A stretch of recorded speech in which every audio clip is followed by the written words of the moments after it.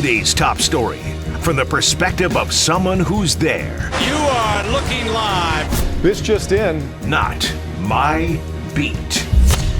In a shocking turn of events, a major American city has published an economic study that says a football stadium is good for us, and a bunch of economists have said, no, it's not. The city is Washington, D.C. The stadium is RFK Stadium, and reporting on it is Sam Fortier of The Washington Post. Sam, this is both not a news story, but a news story. What's the new part of it here specific to D.C. this time around?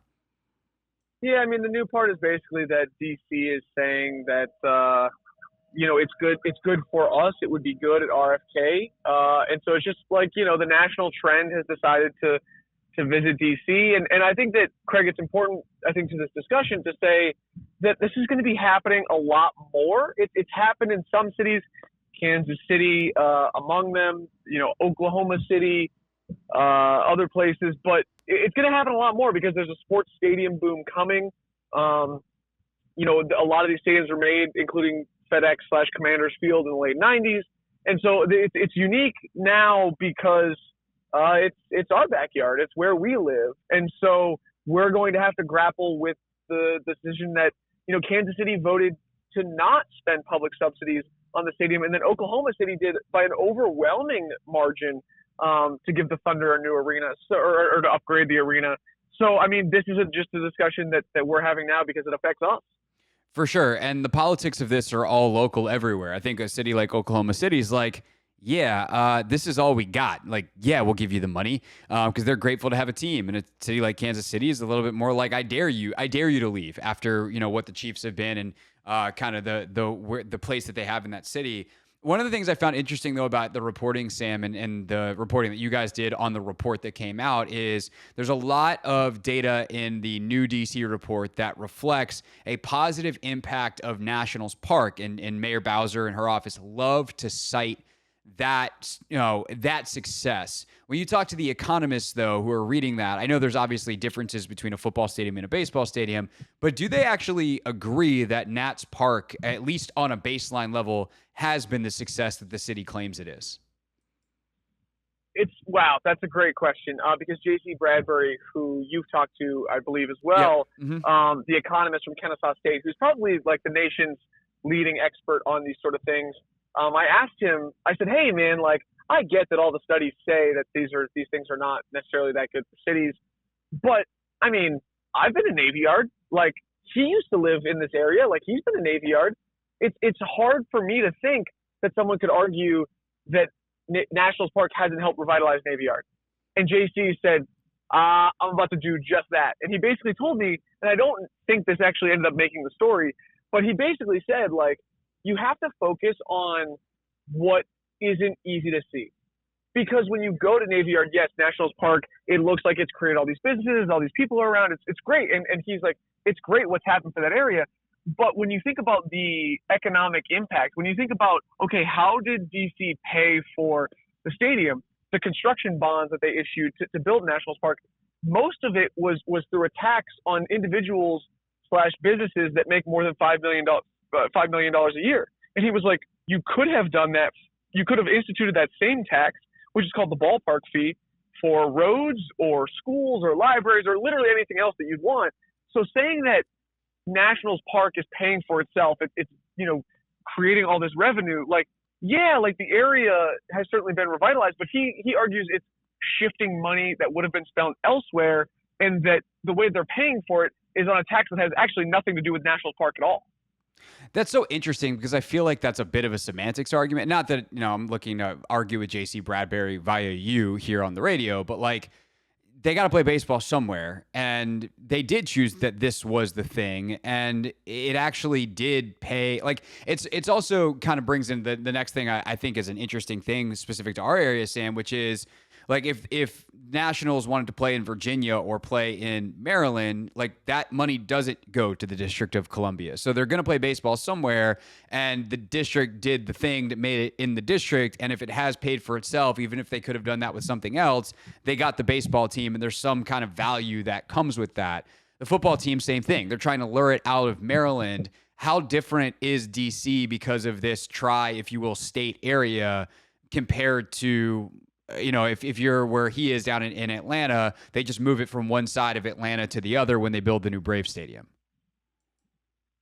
Yeah, JC is not sympathetic to that argument because I think that,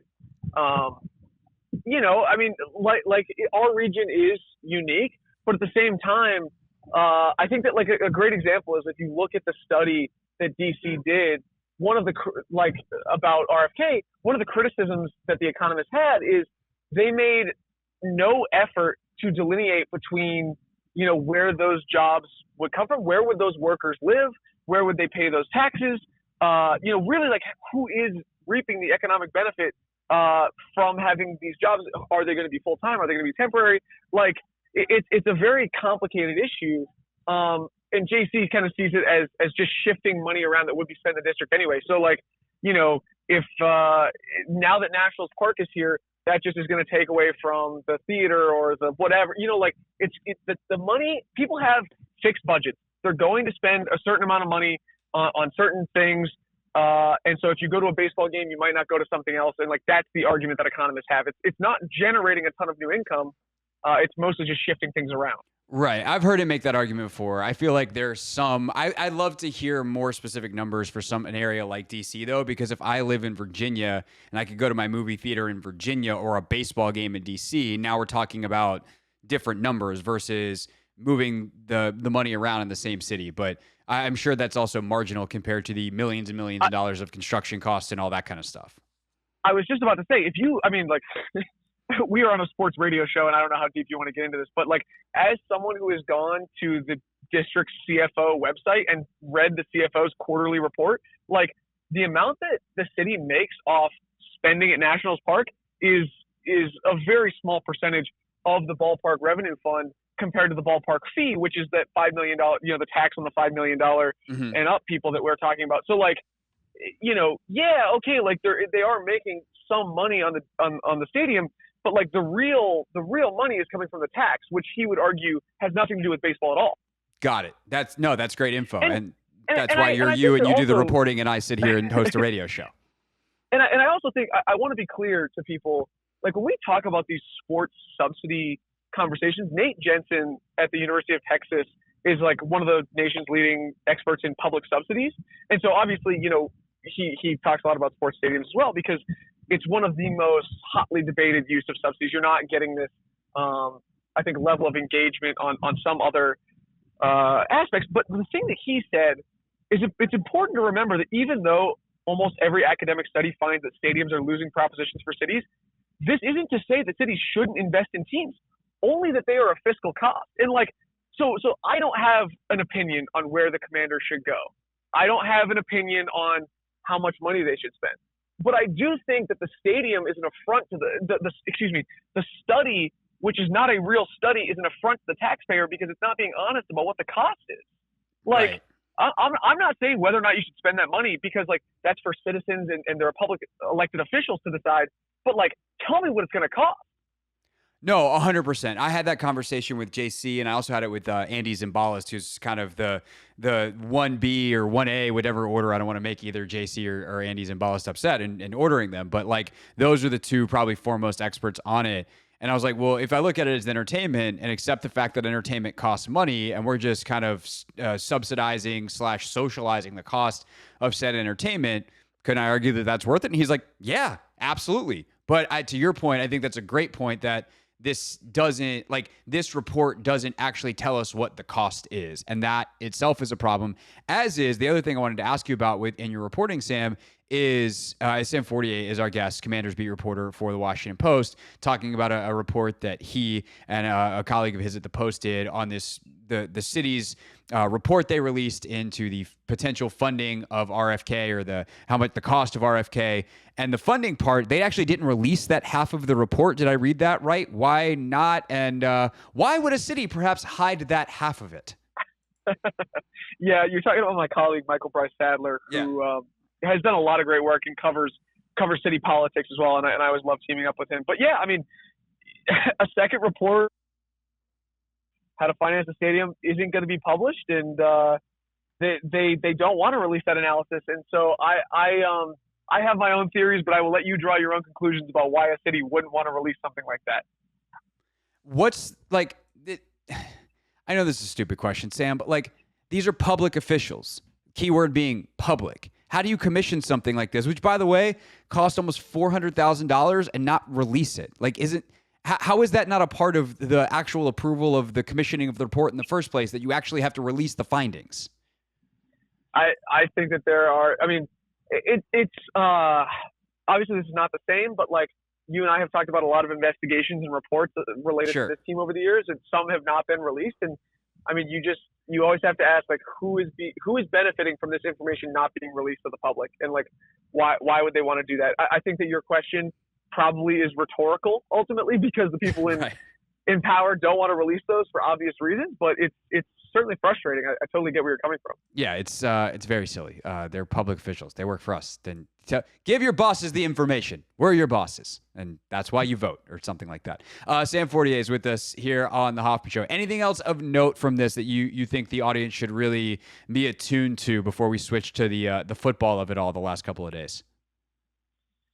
Yeah, I mean, I would say like this study found what they wanted to find. There was nothing surprising about this, but it is a good opportunity to start to have that discussion, because, you know, a couple colleagues from the data department and I from the polling department did a story a couple weeks ago about basically that the DMV obviously wants the next stadium to be at RFK, but a surprising number of people, it was 47 to 46%, actually are interested in paying, you know, to use public funds for that stadium. And so to me, we didn't learn anything from this study about how much it would cost.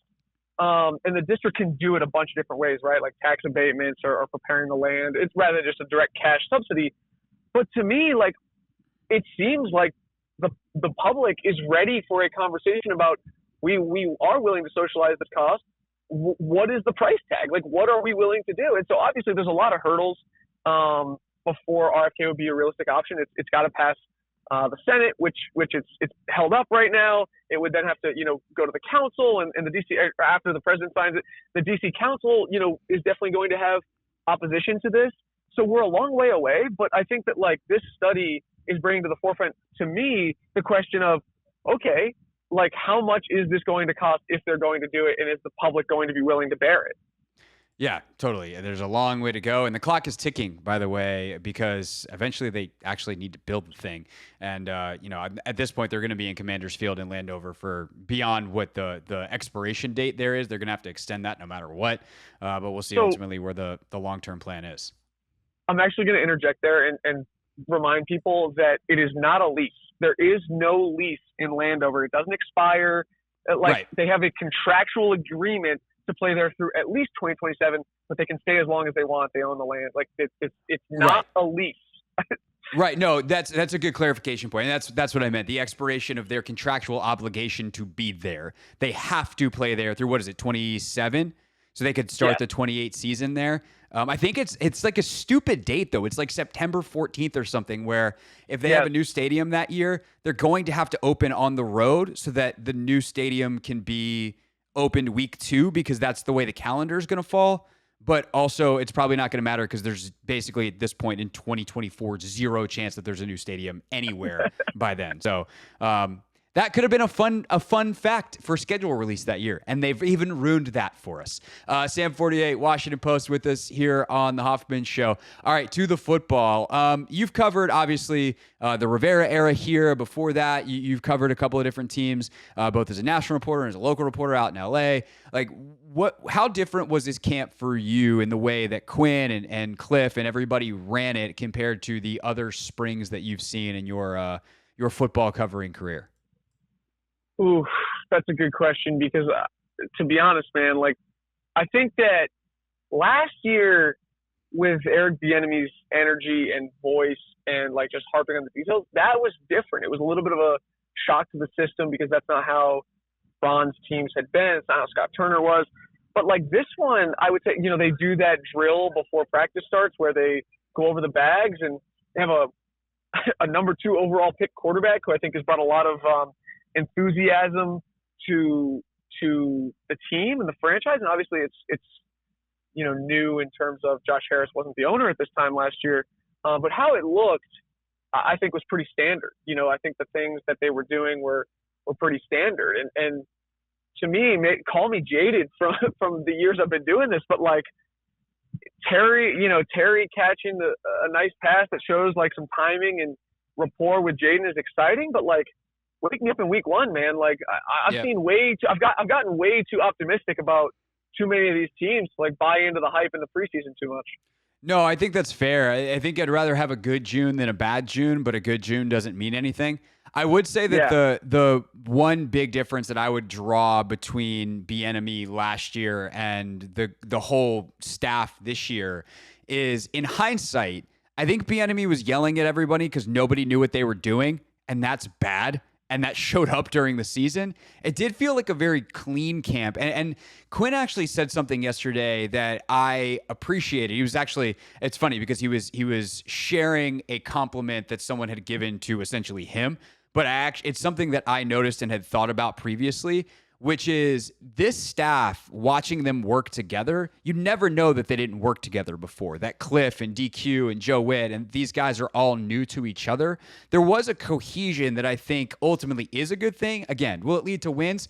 I don't know. They got to have talent, and the talent has to execute. That's all stuff for the fall. But were you surprised at all at kind of how smooth camp ran this year, considering literally everything was new? I hate to say it, man, but I would say no. I mean, one thing I will say to Dan Quinn, I would say Dan Quinn was probably more hands-on and aggressive than Ron Rivera was. I remember, he got on receiver Bryson Tremaine for not hustling to the line on a certain play. Yesterday, he was yelling at everybody to stay on their feet because too many guys he thought were landing on the ground, which obviously increases injury risk. So Dan Quinn was a little more hands-on. The cohesion, I mean, yeah, like I think the practices were efficient and crisp, but I don't think I saw that as much as maybe people who in the building saw it, or it sounds like you did. Yeah, I would have expected there to be some kind of point in camp where it's like, oh no, we're not doing that, and everything was pretty smooth all along, and that's ultimately good, especially yesterday because it was hot as hell out, and I'm happy that they cut 30 minutes off of practice because I'm selfish. Last thing on the way out, you ready for the Sports Talk Radio money soundbite question? Wow, I'm so bad at giving money sound bites, but try me. It's not. I mean, it's fine. Are you surprised that Dan Quinn has not named Jayden Daniels the starting quarterback, considering he was the quarterback who took all of the 1 reps for the entirety of the mandatory minicamp? No, I'm not surprised at all, because like this is the way coaches do things, man. Is like they're gonna do it on their timeline, and they want to, communicate to their guys what they want to communicate. And even though I think everybody knows how it's going to end up, like I'm sure Dan wants Jayden to go into the summer thinking he's not guaranteed the job, and so he works a little bit harder. I don't think that like you need to motivate Daniels in that way. It sounds like he's mature and he's going to handle his business on his own, but if you have that carrot, why give it up for nothing? I'm with you. Like it's fun, and you and I are similar on this. And there are other people that on the beat though that are just, I won't say furious, but they are fantastically annoyed by this. I just think like we're wasting time thinking about it. Honestly, hopefully that's a good radio nugget for you, or a poll nugget. But I think we're wasting time thinking about it because it's like everybody knows where it's going to go, right? And it's just how's he going to play? Right. This is a time that we're allowed to put our own thinking caps on and our own analysis caps on and go, hey, he took every 1 rep of the entire mandatory minicamp. Even though they're not going to do anything, like we know where this is headed. But I will say I think it's not insignificant the fact that it is this inevitable by the end of the spring. Compared to where we would expect, I think, a lot of rookies to be. But also Mariota was somehow even worse than I anticipated, so that's also playing into the factor. Sam Fortier, you can read all his work on both the football and the stadium stuff at WashingtonPost.com/sports. Sam, always appreciate it, sir. Have a great weekend, and enjoy the pickleball. I am going to the Major League Pickleball event in DC right now. I'm about to hop out of the Uber, so I'm pretty pumped. I will see you later, Craig. Sounds good. See you, buddy. What's up, kiddos? It's your boy Clinton Yates from ESPN. It's the Hoffman Show on the Team 980. Tell your mama I said what's up.